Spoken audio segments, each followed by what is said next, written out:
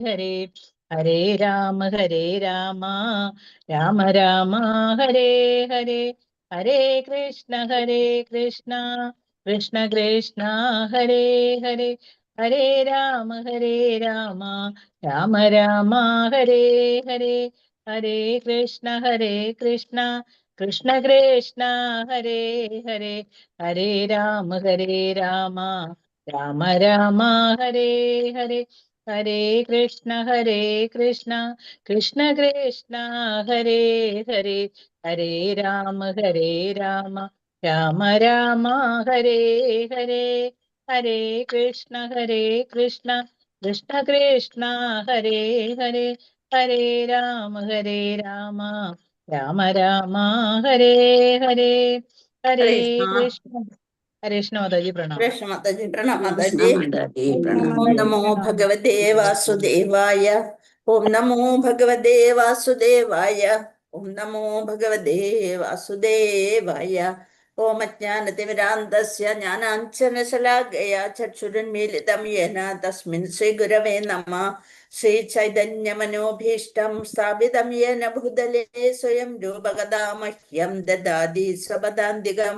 വന്ദേഹം ശ്രീഗുരോൻ ശ്രീയുതപതകമലം ശ്രീഗുരോൻ വൈഷ്ണവാംശ ശ്രീരൂപം സാഗ്രജാതം സഹഗണ രഘുനാഥാന്യതം തം സജീവം സാദ്വൈതം സാവധൂതം പരിജനസഹിതം കൃഷ്ണ ചൈതന്യദേവം ശ്രീരാധാകൃഷ്ണപാദാൻ സഹഗണ ലളിതാ ശ്രീവിശാഖാന്യതാംശ. ഹേ കൃഷ്ണ കരുണ സിന്ധോ ദീനബന്ധോ ജഗത്പദേ ഗോപേശ ഗോപികാന്ത രാധാകാന്ത നമോസ്തുതേ. തപ്തകാഞ്ചന ഗൗരാംഗീ രാധേ വൃന്ദാവനേശ്വരി വൃഷഭാനുസുതേ ദേവി പ്രണമാമി ഹരിപ്രിയേ. വാഞ്ചാകൽപതരുഭ്യശ്ച കൃപാ സിന്ധുഭ്യൈവ പതിതാനാം പാവനേഭ്യോ വൈഷ്ണവേഭ്യോ നമോ നമഃ. നമഃ ഓം വിഷ്ണുപാദായ കൃഷ്ണപൃഷ്ഠായ ഭൂതലേ ശ്രീമതേ ജയപതാക സ്വാമിനിധി നാമിനേ നമാചാര്യപാദായ നിധായ കൃപാപ്രദായിനെ ഗൗരകഥാദാമദായ നഗരഗ്രാമധാരിണേ. നമഃ ഓം വിഷ്ണുപാദായ കൃഷ്ണപൃഷ്ഠായ ഭൂതലേ ശ്രീമദേ ഭക്തിവേദാന്ത സ്വാമിനിധി നാമിനേ.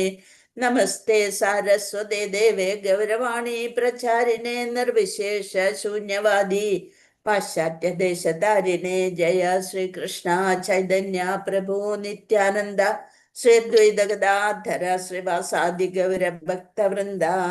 ഹരേ കൃഷ്ണ കൃഷ്ണ കൃഷ്ണ ഹരേ ഹരേ ഹരേ രാമ രാമ രാമ ഹരേ ഹരേ ഹരേ കൃഷ്ണ കൃഷ്ണ കൃഷ്ണ കൃഷ്ണ ഹരേ ഹരേ ഹരേ രാമ രാമ രാമ ഹരേ ഹരേ ഹരേ കൃഷ്ണ കൃഷ്ണ കൃഷ്ണ ഹരേ ഹരേ ഹരേ രാമ രാമ രാമ ഹരേ ഹരേ. നിഗമകൽപതരുർഗളിതം ഫലം ശുഖമുഖാദമൃതദ്രവ സംയുതം പിബത ഭാഗവതം രസമാലയം മുഹുരഹോ രസികാ ഭുവി ഭാവുകാ. നാരായണം നമസ്കൃത്യം നരം ചൈവ നരോത്തമം ദേവീം സരസ്വതീം വ്യാസം തതോ ജയമുദീരയേത്. നഷ്ടപ്രായേഷു ഭദ്രേഷു നിത്യം ഭാഗവത സേവയാ ഭഗവതി ഉത്തമ ശ്ലോകേ ഭക്തിർഭവതി നഷ്ടഗി. മൂകം കരോതി വാചാലം പങ്കും ലംഘേതേ ഗിരയത്കൃപാതമഹം വന്ദേ പരമാനന്ദ മാധവം.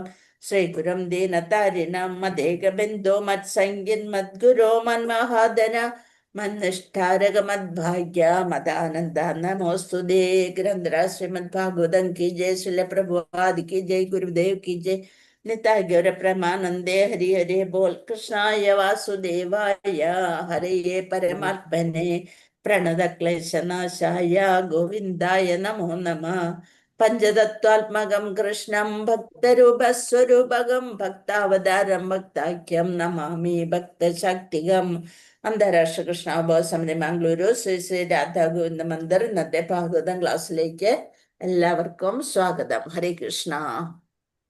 ഹരേ കൃഷ്ണ ഹരേ മാതാജി പ്രണാമം. കൃഷ്ണ മാതാജി. ഹരേ കൃഷ്ണ ഹരേ കൃഷ്ണ മാതാജി. ഹരേ കൃഷ്ണ. ഹരേ കൃഷ്ണ. പ്രണാമ മാതാജി. എപ്പോഴും ഹരേ നെറ്റ് കൃഷ്ണ. പോവോ മാതാജി? ഹരേ കൃഷ്ണ. അതെ, അതുകൊണ്ടാണ് ഇന്ന് ഇത് ഓൺ ചെയ്യാത്തെ. ഹരേ കൃഷ്ണ. അതെ നെറ്റ് പോയി. മാതാജി, ഹരേ നെറ്റ് കൃഷ്ണ. പോയി. ശ്ലോകം ഇവിടെ എടുത്ത്. ഭയങ്കര മഴ മാതാജി. ഹരേ കൃഷ്ണ. ഹരേ കൃഷ്ണ. ഓം നമോ ഭഗവതേ വാസുദേവായ.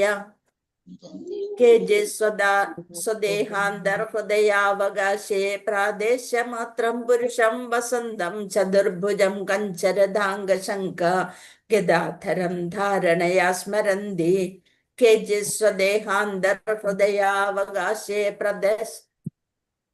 പ്രാദേശമാത്രം പുരുഷം വസന്തം ചതുർഭുജം കഞ്ചരധാംഗശങ്ക ഗദാധരം ധാരണയാ സ്മരന്തി.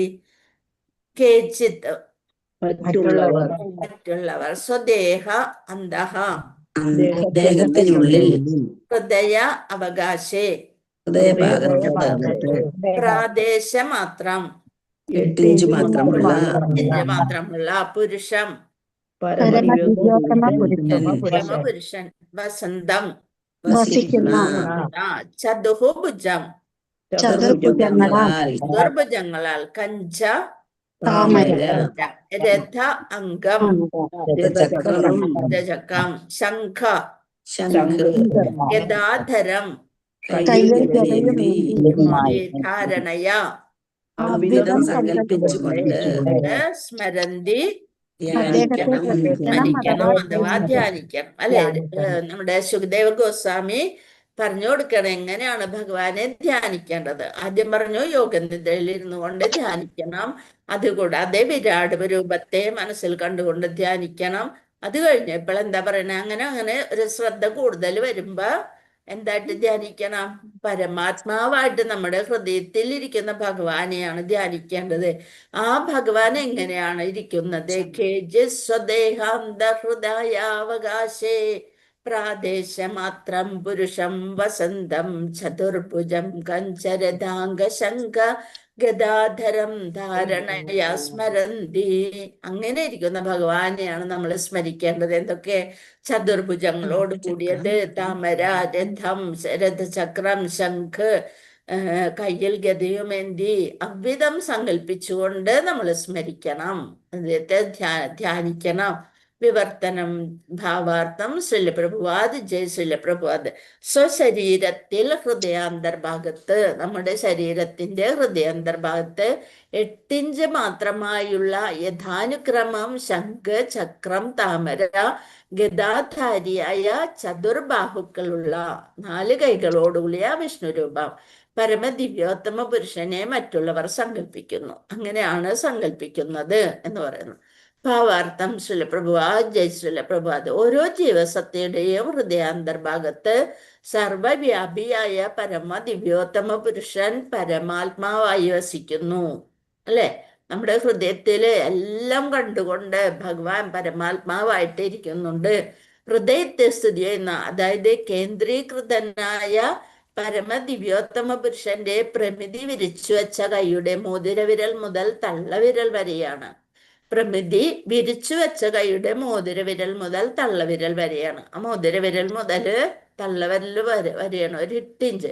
ഏകദേശം 8 ഇഞ്ച് മാത്രയാണ് ഈ ശ്ലോകത്തെ വിസ്തരിച്ചിരിക്കുന്ന ഭഗവാന്റെ താഴത്തെ വലത്തു കൈയിൽ നിന്ന് മുകളിലേക്ക്, വലത്തു കൈയിൽ നിന്ന് മുകളിലേക്ക് തുടങ്ങി ഇടത് ഭാഗത്തെ താഴത്തെ കൈവരെ യഥാനുക്രമം താമര, സുദർശന ചക്രം, ശംഖ്, ഗദ എന്നിവ ധരിച്ച രൂപത്തെ ജനാർദ്ദനൻ. എന്താണ് ആ രൂപത്തിന്? ഓരോന്നും വരുമ്പോ ഓരോരോ പേരുകളുണ്ട് ഭഗവാന് അല്ലെ. 24 രൂപങ്ങളിലുള്ള അങ്ങനെയുള്ള വിഷ്ണു തുടങ്ങിയ എല്ലാ പേരുകളും ഉണ്ട്. ജനാർദ്ദനൻ അല്ലെങ്കിൽ ജനങ്ങളെ നിയന്ത്രിക്കുന്നവൻ. എന്താണ് ജനാർദ്ദനൻ? ജനങ്ങളെ നിയന്ത്രിക്കുന്ന ഭഗവാന്റെ സമ്പൂർണമായ അംശമെന്ന് വിശേഷിപ്പിക്കുന്നു. മുഴുവനായ അംശമാണ്. ജനങ്ങളെ നിയന്ത്രിക്കാൻ, നമ്മുടെ ഉള്ളില് പരമാത്മാവായിട്ട് നമ്മളെ നിയന്ത്രിക്കുന്നത് ഭഗവാനാണ്. ജീവാത്മാവിന് ഒന്നും ചെയ്യാൻ പറ്റില്ല. പരമാത്മാവിന്റെ ഒരു ഇതോടുകൂടി മാത്രമാണ് നമ്മൾക്ക് എന്തും ചെയ്യാൻ സാധിക്കുന്നത്.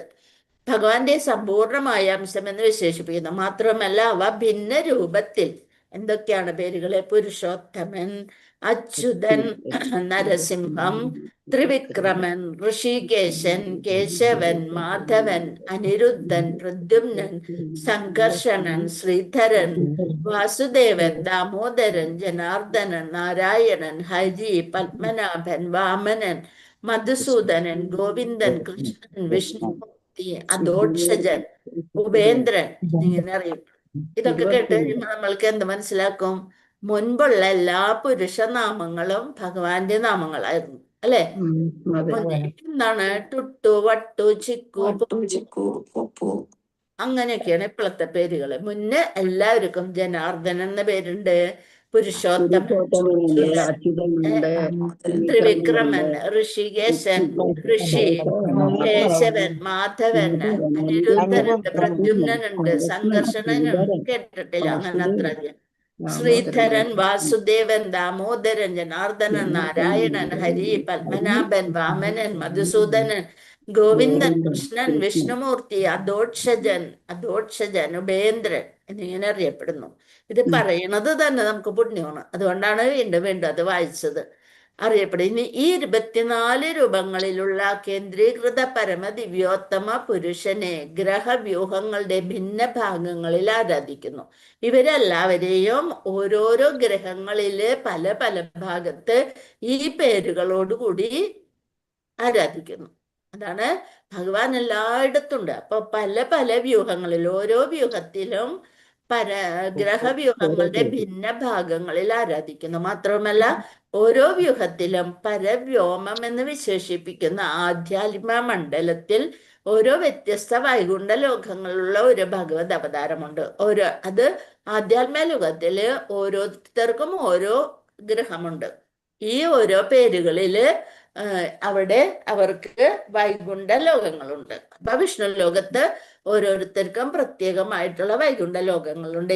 ഒരു നിസ്സാര വ്യത്യാസം മാത്രമേ അവർക്ക് തമ്മിൽ ഉണ്ടാവുള്ളൂ. പക്ഷേ വൈകുണ്ഠ ലോകങ്ങളുണ്ട്. ഭഗവത് അവതാരമുണ്ട്. അനേകായിരക്കണക്കിന്, കോടിക്കണക്കിന് വിഭിന്ന ഭഗവത് രൂപങ്ങളുണ്ട്. നമ്മൾ കാണുന്ന പോലെ ഇത് മാത്രമല്ല, കോടിക്കണക്കിന് ഭഗവത് രൂപങ്ങളുണ്ട്. അനേകായിരക്കണക്കിന്, കോടിക്കണക്കിന് വിഭിന്ന ഭഗവത് രൂപങ്ങളുണ്ട്. അവയിൽ ഓരോന്നിനും ആധ്യാത്മ മണ്ഡലത്തിൽ ഒരു പ്രത്യേക വൈകുണ്ഠ ലോകവുമുണ്ട്. അപ്പൊ ആധ്യാത്മിക ലോകം എന്ന് പറയുന്നത് നമ്മുടെ ഈ ഭൗതിക പ്രകൃതിയേക്കാൾ വളരെ വലുതാണ്. ഭൗതിക ലോകത്തെ ഒരു പുരുഷ ആകാരത്തിന് എന്താണ് ഭൗതിക ആകാശം എന്നത് ഈ ആധ്യാത്മിക മണ്ഡലത്തിൽ നിന്നും പൊട്ടിക്കിളർന്ന ഒരു ശകലം, ഒരു ചെറിയ ഒരു ശകലം മാത്രമാണ്. അത് ആധ്യാത്മ ലോകത്തിൽ നിന്ന് പൊട്ടിക്കിളർന്നു. അതായത് ജീവാത്മാക്കൾക്ക് സ്വയം സുഖിക്കണം, ഞങ്ങൾക്ക് ഇവിടെ വേണ്ട, ഞങ്ങള് ഭഗവാന്റെ പോലെ ഞങ്ങൾക്കും ആസ്വദിക്കണം എന്നൊരു ചിന്ത ഒരു ജീവാത്മാവിന് എപ്പോഴാണോ വരുന്നത്, അപ്പൊ ഭഗവാൻ അവന്റെ ആഗ്രഹം സാധിച്ചു കൊടുക്കാനായിട്ട് അവന് താഴേല് ഒരു ജയില് പണിതിട്ട് അതിലേക്ക് അയക്കും. ആ ജയിലാണ് നമ്മൾ താമസിക്കുന്ന ഈ ഭൗതിക പ്രകൃതി. നമ്മളും ഭഗവാന്റെ ലോകത്തിലായിരുന്നു, അവിടുന്ന് പോന്നതാണ്. അവയിൽ ഓരോന്നിനും ആധ്യാത്മിക മണ്ഡലത്തിൽ ഒരു പ്രത്യേക വൈകുണ്ഠമുണ്ട്. ഭൗതിക ആകാശം എന്നത് ഈ ആധ്യാത്മിക മണ്ഡലത്തിൽ നിന്നും പൊട്ടിക്കിളിർന്ന ഒരു ശകലം അഥവാ ഖണ്ഡം മാത്രമാണ്, ചെറിയ ഒരു കഷ്ണം മാത്രമാണ്. ഭൗതിക ലോകത്തെ ഒരു പുരുഷ ആകാരത്തിനും അദ്ദേഹത്തോട് തുലനമില്ലെങ്കിലും ഭഗവാൻ പുരുഷൻ അഥവാ പുരുഷ ആസ്വാദകനായി വർത്തിക്കുന്നു. അദ്ദേഹത്തിന് തുലനമില്ല. ഒരാളായിട്ടും അദ്ദേഹത്തെ തുലനം ചെയ്യാൻ പറ്റില്ല. ബ്രഹ്മാവിനോടടക്കം തുലനം ചെയ്യാൻ പറ്റില്ല. ഭഗവാൻ പുരുഷൻ അഥവാ പുരുഷ ആസ്വാദകനായി വർത്തിക്കുന്നു. എന്നാൽ അത്തരം എല്ലാ ആകാരങ്ങളും അന്യോന്യം ഭിന്നമല്ലാത്ത അദ്വൈതങ്ങളാണെന്ന് മാത്രമല്ല, അവ ഓരോന്നും നിത്യയൗവനങ്ങളുമാണ്. അന്യോന്യം ഭിന്നമല്ലാത്ത ഇതാണ് അദ്വൈതമാണ്, ദ്വൈതമല്ല. അങ്ങനെയാണ് അവ ഓരോന്നും നിത്യയൗവനങ്ങളുമാണ്. അവർക്കൊന്നും പ്രായം ആവില്ല, എല്ലാം ഒരുപോലെ. കൃഷ്ണനെ നമുക്ക് വയസ്സായ ഒരാളായിട്ട് കാണാനേ പറ്റില്ല അല്ലെ? ആയിരക്കണക്കിന് മക്കളുണ്ടായിരുന്നു, ഭാര്യമാരുണ്ടായിരുന്നു. ഇതൊക്കെ ആയിട്ടും അവരെ മക്കളൊക്കെ എത്രയും വലുതായിട്ടും കൃഷ്ണനെ എങ്ങനെയാ കണ്ടിരുന്നത്? ഒരു ശ്യാമസുന്ദര കോമള രൂപം, നിത്യയൗവനം. ചതുർബാഹുക്കളുള്ള തരുണമായ ഭഗവാൻ, തരുണം എന്ന് വെച്ചാല് ചെറുപ്പക്കാരനായ ഭഗവാൻ താഴെ വർണ്ണിച്ചിരിക്കുന്ന വിധം അതിമനോഹരമായി അലങ്കരിക്കപ്പെട്ടിരിക്കുന്നു. ഇനി ഭഗവാന്റെ അലങ്കാരമാണ് നമ്മൾ കാണാൻ പോണത്. എങ്ങനെയൊക്കെയാണ് ഭഗവാനെ അലങ്കരിച്ചിരിക്കുന്നത്? പ്രസന്നവക്ത്രം നളിനായ ദക്ഷിണം കദംബ കിഞ്ചൽ കപിശം ഗവാസസം. പ്രസന്നവക്ത്രം നളിനായ ദക്ഷിണം, കദംബകിഞ്ചൽക പിശങ്ക കദംബകിഞ്ചൽക പിശങ്കവാസസം. അങ്ങനെയാണ് വായിക്കേണ്ടത്. പ്രസന്നവക്ത്രം നളിനായ ദക്ഷിണം കദംബകിഞ്ചൽക പിശങ്കവാസസം ലസൻ മഹാരത്നഹിരണ്മയാംഗദം സ്ഫുരൻ മഹാരത്നകിരീടകുണ്ഡലം. അപ്പൊ ഒരു വാക്ക് ഒരു ഇത് അങ്ങോട്ടും ഇങ്ങോട്ടും പോയാല് വേറെ അർത്ഥം. അപ്പൊ നോക്കാം. പ്രസന്നവക്ത്രം നളിനായ ദക്ഷിണം കദംബകിഞ്ചൽക പിശങ്കവാസസം ലസൻ മഹാരത്നഹിരണ്മയാംഗദം സ്ഫുരൻ മഹാരത്നകിരീടകുണ്ഡലം. പ്രസന്നമായ സന്തോഷം പ്രകടിപ്പിക്കുന്ന, അതാണ് നമ്മുടെ പ്രസന്ന മാതാജി അല്ലെ. പറയാൻ പോയപ്പോ മാതാജി പറഞ്ഞു വക്ത്രം, വക്രത്തിന്റെ മുഖം. നളിന ആജത,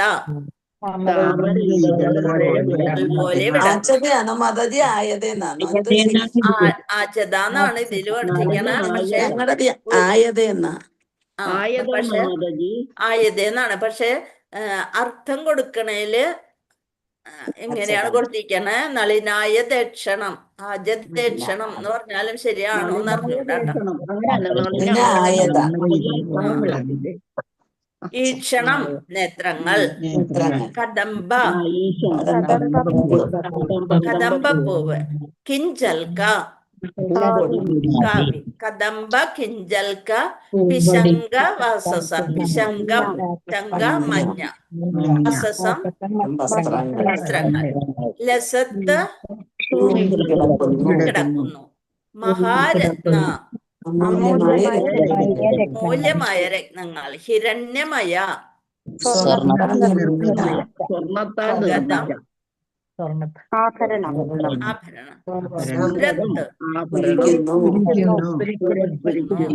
മഹാരത്ന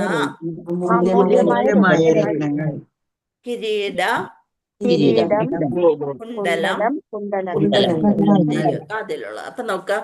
പ്രസന്നവക്ത്രം നളിനായ ദക്ഷിണം കദംബകിഞ്ചൽക പിശങ്കവാസസം ലസൻ മഹാരത്നഹിരണ്മയാംഗദം സ്ഫുരൻ മഹാരത്നകിരീടകുണ്ഡലം.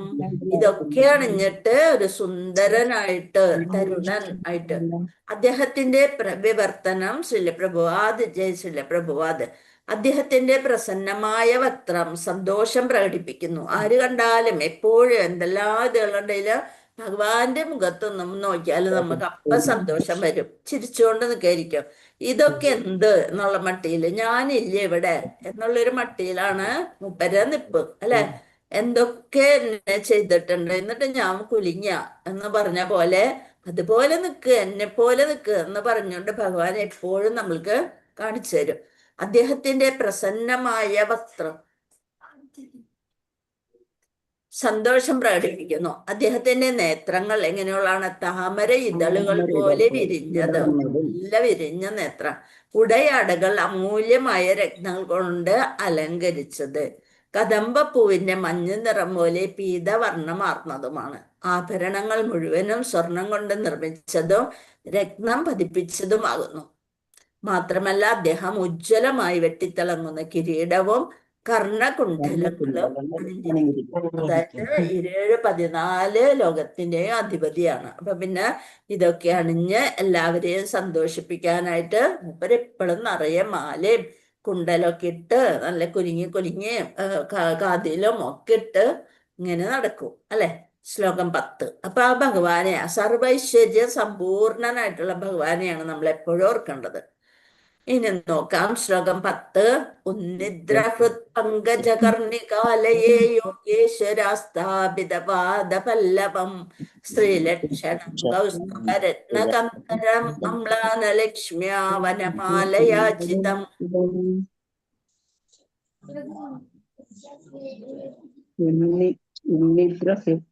ഉന്നിദ്രഹൃത് പങ്കജകർണികാലയേ യോഗേശ്വരാസ്ഥാപിതപാദപല്ലവം ശ്രീലക്ഷണം കൗസ്തുഭരത്നകന്ധരം അമ്ലാനലക്ഷ്മ്യാ വനമാലയാചിതം. ഉന്നിദ്ര പ്രഫുല്ലമായ, ഹൃത്ത് ഹൃദയം പങ്കജ അന്തരം പർണികാലയെ പുഷ്പതലത്തിൽ പതലമണ്ഡലത്തെ യോഗ ഈശ്വര മഹായോഗികൾ മഹായോഗീശ്വരന്മാർ ആസ്ഥാപിത സ്ഥാപിച്ചിരിക്കുന്നു. പാദപല്ലവം പങ്കജം ശ്രീ ഭാഗ്യദേവത ഭാഗ്യദേവതലയം മനോഹരമായൊരു ഗൗരവം ലക്ഷണം മുദ്രണം ചെയ്ത കൗസ്തുഭ രത്ന കന്ധരം അമ്ലാന സൗന്ദര്യമുള്ള ലക്ഷ്മ്യ സൗന്ദര്യം വനമാലയ ആജിതം. എങ്ങനെയാണ് യോഗീശ്വരന്മാര് പോലും ഹൃദയത്തിൽ സമർപ്പിച്ചിരിക്കുന്ന അദ്ദേഹത്തിന്റെ പാദാരവിന്ദങ്ങള്. അതാണ് പറയുന്ന വിവർത്തനം ഭാവാർത്ഥം ശ്രീലപ്രഭുവാദ് ജയ് ശ്രീലപ്രഭുവാദ്. അദ്ദേഹത്തിന്റെ പാദാരവിന്ദങ്ങൾ മഹായോഗീശ്വരന്മാരുടെ താമര പോലുള്ള ഹൃദയപത്രമണ്ഡലത്തെ സ്ഥാപിച്ചിരിക്കുന്നു. താമരപ്പൂ പോലുള്ള ഹൃദയപത്രമണ്ഡലത്തെ സ്ഥാപിച്ചിരിക്കുന്നു. ഭഗവാന്റെ പാദാരവിന്ദങ്ങളാണ് മഹായോഗീശ്വരന്മാരുടെ താമരപ്പൂ പോലുള്ള ഹൃദയപത്രമണ്ഡലത്തിൽ സ്ഥാപിച്ചിരിക്കുന്നത്. നമ്മുടെ ഹൃദയത്തിൽ എന്താ ഉള്ളത്? അഴുക്ക് അല്ലെ? അഴുക്കൊക്കെ പൊടി പിടിച്ച് കിടക്കുകയാണ് അല്ലെ? കൊല്ലങ്ങളായിട്ട് ജന്മാന്തരങ്ങളായിട്ടുള്ള അഴുക്കുകള് അത് പോയി തീർന്നിട്ടില്ല. അതാണ് അദ്ദേഹത്തിന്റെ പാദാരം. അതേസമയം മഹായോഗീശ്വരന്മാർക്ക് ഒന്നിനും വിളക്കമില്ല. എന്ത് കണ്ടാലും അവര് ഒന്നിനോടും ആകർഷണമില്ല. എന്തിനോട് മാത്രമുള്ളൂ? ഭഗവാനോട് മാത്രം. അതുകൊണ്ട് അദ്ദേഹത്തിന്റെ പാദാരവിന്ദങ്ങൾ അവരുടെ ഹൃദയപത്രമണ്ഡലത്തിൽ സ്ഥാപിച്ചിരിക്കുന്നു. അദ്ദേഹത്തിന്റെ മാറിടത്തിൽ മനോഹരമായൊരു ഗോവത്സം മുദ്രണം ചെയ്ത കൗസ്തുഭരത്നവും അദ്ദേഹത്തിന്റെ കന്ധരത്തിൽ മറ്റ് അനേകം രത്നങ്ങളുമുണ്ട്. കന്ധരം എന്ന് വെച്ചാൽ തോളില് അനേകം രക്തങ്ങളുണ്ട്. അദ്ദേഹത്തിന്റെ സ്കന്ധം മുഴുവൻ, സ്കന്ധം എന്ന് വെച്ചാല് ശരീരം മുഴുവൻ നവനവങ്ങളായ സർവദാ ചൈതന്യമുള്ള പൂമാലകളാൽ അലങ്കരിച്ചിരിക്കുന്നു. അപ്പൊ ഒന്നിനും ഒരു കുറവില്ല അല്ലെ? സർവ അലങ്കാര ഭൂഷണൻ. ഭാവാർത്ഥം പരമദിവ്യോത്തമ പുരുഷന്റെ അതീന്ദ്രിയ ശരീരം. നമ്മുടെയൊക്കെ എന്താണ്? ഭൗതിക ശരീരമാണ്. ഭഗവാന്റെ ശരീരം അതീന്ദ്രിയ ശരീരത്തിലെ ആഭരണങ്ങളും പൂമാലകളും ഉടയാടകളും മറ്റെല്ലാ അലങ്കാരങ്ങളും ഭഗവാന്റെ കളേബരത്തിന് സദൃശമാണ്. അവയിൽ ഒന്നുപോലും ഭൗതിക ഘടകങ്ങളാൽ നിർമ്മിക്കപ്പെട്ടവയല്ല. എങ്കിൽ ഭഗവത് കളേബരത്തെ അലങ്കരിക്കാനുള്ള അവസരം അവയ്ക്ക് ലഭിക്കുമായിരുന്നില്ല. അതുകൊണ്ടാണ് അവർക്ക് ഭഗവാന്റെ മാറിൽ കടന്ന് തിളങ്ങാൻ സാധിക്കുന്നത്. ആ നിലയ്ക്ക് പരവ്യോമത്തിങ്കൽ ആധ്യാത്മിക ഭേദങ്ങളെയും വിചിത്രതകളെയും ഭൗതിക വൈവിധ്യങ്ങളിൽ നിന്നും വിവേചിച്ചിരിക്കുന്നു. ശ്ലോകം 11. വിഭൂഷിതം മേഖലയാങ്കുലീയകൈർ മഹാധനൈർനോപുരകങ്കണാദിപി സ്നിഗ്ധാമല കുഞ്ചിത നീലകുന്തളൈർവിരോജമാനഹാസ ഹാസപേശലം ആനന ഹാസപേശലം വിരോജമാന ആനന ഹാസപേശലം ആനന ഹാസപേശലം വിഭൂഷിതം മേഖലയാങ്കുലീയകൈർമഹാധരനോപുരകങ്കണാദിഭിഃ സ്നിഗ്ധാമലാകുഞ്ജിത നീലകുന്തളൈർവിരോജമാനാനന ഹാസപേശലം. വിഭൂഷിതം മേഖലയാ അങ്കുലീയകൈഹി മുദ്രകളാലും മഹാധനൈഹി എല്ലാം വിലപിടിപ്പുള്ളവ നൂപുരങ്ങൾ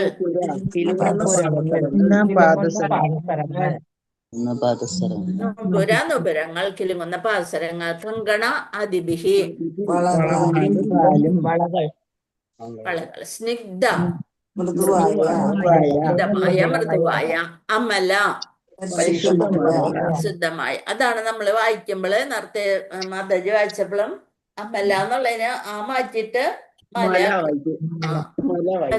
ആ കുഞ്ചിത ചുരുണ്ട നീല നീല നിറമാർന്ന കുന്തലൈ തലമുടി കുന്തൽ തലമുടി വിരോചമാന നീയമായ ആനന മുഖം മുഖം ഹാസ മന്ദഹാസം ഹാസം പേശലം ഭംഗിയുള്ള ഇനി വിവർത്തനം ഭാവാർത്ഥം നോക്കാം. ശോഭാവഹമായ പുഷ്പഹാരം അരയ്ക്ക് ചുറ്റും അണിഞ്ഞും അൽമൂല്യമായ രത്നങ്ങൾ പതിപ്പിച്ച മോതിരങ്ങൾ വിരലിൽ അണിഞ്ഞും സർവൈശ്വര്യപൂർണനായി അദ്ദേഹം അലങ്കരിച്ചിരിക്കുന്നു. അദ്ദേഹത്തിന്റെ പാദസരങ്ങളും കങ്കണങ്ങളും മിനുസമായ ഇളം നീല നിറം കലർന്ന ആകുഞ്ചിതമായ കൂന്തലും മന്ദഹാസം പൊഴിക്കുന്ന പ്രസന്നമായ വദനവും എല്ലാം അത്യന്തം ഹൃദ്യമാണ്. അപ്പൊ ഭഗവാനെ വരച്ചു കാണിച്ചിരിക്കുന്ന പോലെ തന്നെയാണ് ഇവിടെ ശിലപ്രഭു അത് വിവർത്തനം ചെയ്തിരിക്കുന്നത്. ഭാവാർത്ഥം ശിലപ്രഭുക്ക് ജയ്. മറ്റ് ദേവന്മാർക്കെല്ലാം മധ്യേ അത്യന്തം ഭംഗിയുള്ള വ്യക്തി പരമദിവ്യോത്തം പുരുഷനാണെന്നും ആരാധനാ സുഗമതയ്ക്ക് വേണ്ടിയുള്ള ഭക്തന്റെ സങ്കല്പനം മാത്രമല്ല, അദ്ദേഹം യഥാർത്ഥത്തിൽ പരമപുരുഷനാണെന്നും നിർവ്യക്തികവാദികളെ പഠിപ്പിക്കാൻ ശുകദേവ ഗോസ്വാമി ഭഗവാന്റെ ഓരോ അവയവങ്ങളുടെയും അതീന്ദ്രിയ സൗന്ദര്യത്തെ ഒന്നൊന്നായി വർണ്ണിക്കുന്നു. ആരോടാണ് ഈ പറയണത്?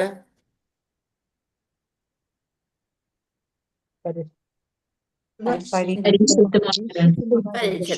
അപ്പൊ കഥയെന്ന് പോവരുത് കേട്ടാ. ഇവിടെ ശുകദേവ ഗോസ്വാമി പരീക്ഷിത് മഹാരാജാവിന് ഓരോരോ ഭഗവാന്റെ ഓരോ ഭാഗത്തെയും അവയവങ്ങളുടെയും അതീന്ദ്രിയ സൗന്ദര്യത്തെ ഒന്നൊന്നായി വർണ്ണിക്കുന്നു. പരമസത്യത്തിന്റെ പരിപൂർണ സത്യത്തിന്റെ നിർവ്യക്തിഗത ഭാവം എന്നത് സൂര്യരശ്മികൾ സൂര്യന്റെ അണുപ്രസരണം എന്ന പോലെ അദ്ദേഹത്തിന്റെ ദീപ്തിമത്തായ കിരണസ്ഫുരണമാണ്.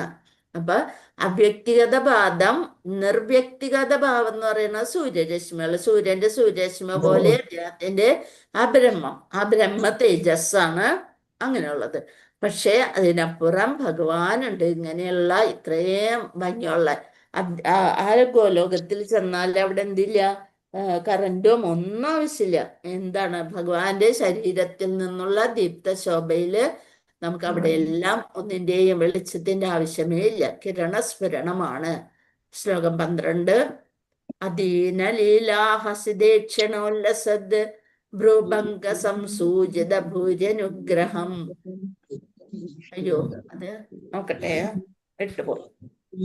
ശ്ലോകം എത്രയാണത്? 12. ഓക്കെ, ശ്ലോകം 12. അധീന ലീലാഹസിദേക്ഷണോല്ലസസ് ഭ്രൂഭംഗ സംസൂചിത ഭൂര്യനുഗ്രഹം. ചിന്താമയമേനമീശ്വരം യാവാത്മനോധാരണയാവതിഷ്ഠതി.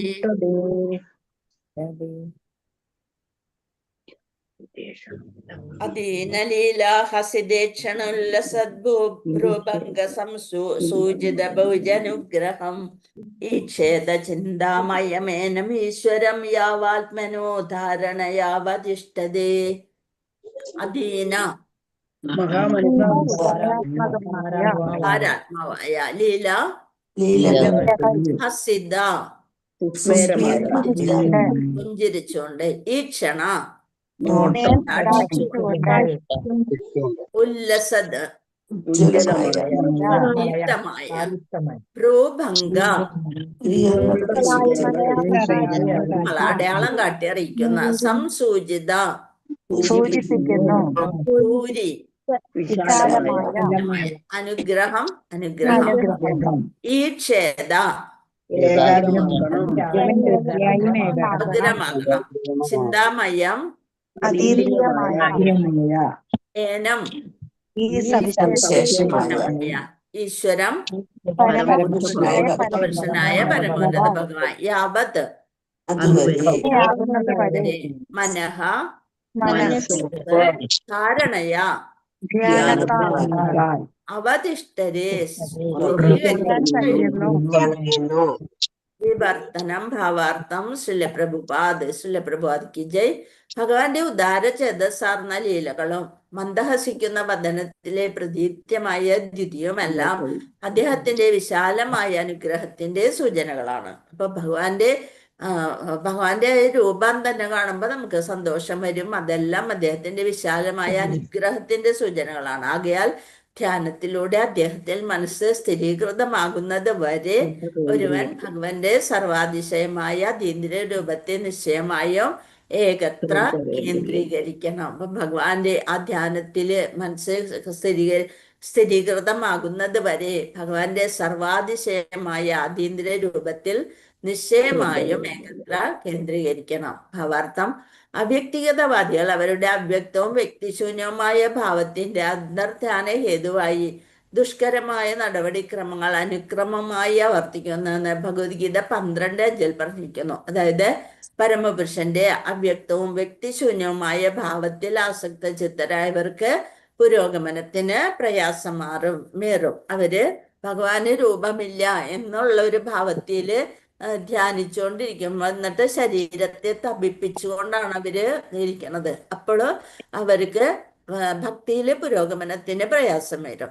എന്നാൽ ഭക്തർ ഭഗവാന്റെ വ്യക്തിഗത സേവനത്തിലാകിയാൽ എന്ത് കണ്ടാലും ഭഗവാന്റെ ഒരു ചിത്രം കണ്ടു കഴിഞ്ഞാൽ അത് ഭഗവാൻ തന്നെ. ഭഗവാന്റെ അർച്ചാവിഗ്രഹം അതും ഭഗവാനെ പോലെ ഭഗവാനായി തന്നെ കണ്ടുകൊണ്ട് നമ്മൾ സേവ ചെയ്യുന്നു.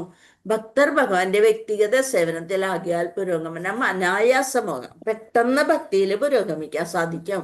ആകയാൽ അവ്യക്തിഗതവാദികൾക്ക് വ്യക്തിശൂന്യ ധ്യാനം പരിതാപത്തിന്റെ അഥവാ ദുഃഖത്തിന്റെ ഉദ്ഗമസ്ഥാനമാകുന്നു. ഇവിടെ വ്യക്തിശൂന്യത തത്വജ്ഞാനിയേക്കാൾ ഭക്തന് ഉത്കർഷമുണ്ട്.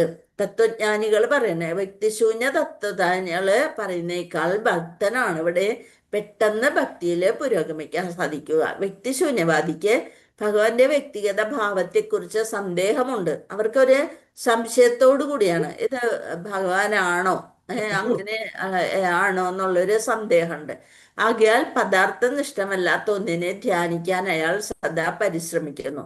ഇക്കാരണത്താലാണ് ഭഗവാന്റെ യഥാർത്ഥ രൂപത്തിൽ മനസ്സിന്റെ നിസ്സന്ദേഹമായ ഏകാഗ്രതയെ സംബന്ധിച്ച് ശ്രീമദ് ഭാഗവതത്തിൽ ആധികാരികമായ പ്രസ്താവനയുള്ളത്. ഭഗവാൻ തന്നെ ഇതില് കൃത്യമായിട്ട് പറഞ്ഞിരിക്കുന്നു. അതുകൊണ്ടത് അല്ലേ? ഹരേ കൃഷ്ണ. അപ്പൊ നമ്മൾക്ക് ഇവിടെ വെച്ച് നിർത്താം. ഹരേ കൃഷ്ണ. അപ്പൊ ഭഗവാന്റെ രൂപത്തെ തന്നെയാണ് നമ്മൾ ധ്യാനിക്കേണ്ടത് എന്നാണ് ഈ ശ്ലോകത്തിലൂടെ നമുക്ക് ശ്രീല രൂപ ഗോസ്വാമി പരീക്ഷിത മഹാരാജാവിന് പറഞ്ഞു കൊടുത്തത്. ശ്രീല പ്രഭുപാദര് നമുക്കായി വിവർത്തനത്തിലൂടെയും ഭാവാർത്ഥത്തിലൂടെയും മനസ്സിലാക്കി തരാൻ ശ്രമിക്കുന്നത്. അപ്പൊ നമ്മൾ എന്ത് വേണം? ദൃഢമായ വിശ്വാസം വേണം. എന്ത്? ഭഗവാൻ ഒരു വ്യക്തിയാണ് എന്ന് ദൃഢമായി വിശ്വസിക്കണം. അല്ലാണ്ട് ഊഹാപോഹങ്ങളിലൊന്നും വിശ്വസിക്കരുത്. വാഞ്ചകൽപതരുഭ്യശ്ച കൃപാസിന്ധുഭ്യേവച പതിതാനാം പാവനേഭ്യോ വൈഷ്ണവേഭ്യോ നമോ നമ. അനന്തകോടി വൈഷ്ണവ ഭക്തവൃന്ദി की जय. श्रील प्रभुपाद की जय. श्री गुरुदेव की जय. निताय गौर प्रमानंदे. हरि हरि बोल. हरे कृष्ण. ഹരേ കൃഷ്ണ. പിതാജി പ്രണാമം.